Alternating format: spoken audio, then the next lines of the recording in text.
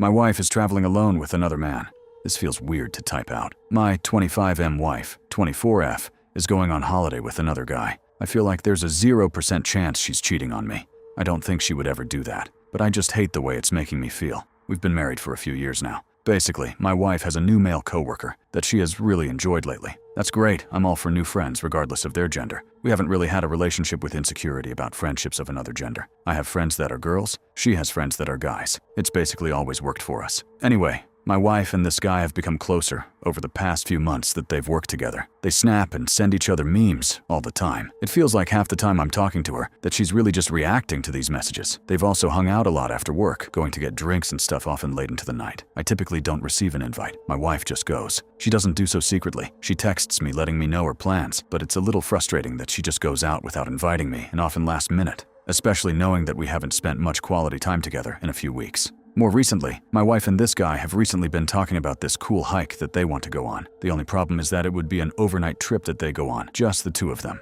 I am bothered by this. I know you can travel with platonic friendships, but I can't help but feel bothered. I really don't believe she would cheat on me. I just feel like I've been moved to second place by my wife as she goes off and has fun with someone she enjoys more. Meanwhile, I'm just the guy that does chores, comforts, and supports. It also doesn't help that I've only interacted with this guy a few times, and usually for not very long, so I don't really know him that well. How do I handle this situation? I want to be honest and communicate how I'm feeling, but I don't want to come off as insecure by telling my wife what she can and can't do. I also know that she is looking forward to this trip, and I don't want to take that away from her. I feel like I'd be selfish to do so in this situation. If I should just let them go, what do I do with what I'm feeling? I'd appreciate any help, Reddit. I'm not sure what I expect. Update number 1. It's been like 1.5 years since I posted. A lot of people considered me a troll or making stuff up at first. Here's the current update and where things currently stand. It's gonna be long and things aren't fully resolved, and I'd love some more advice. I'm really having a difficult time processing how I feel and what to do. I spoke with my wife about the situation regarding camping with her coworker. She immediately started crying at the time when we talked. I was trying to be empathetic.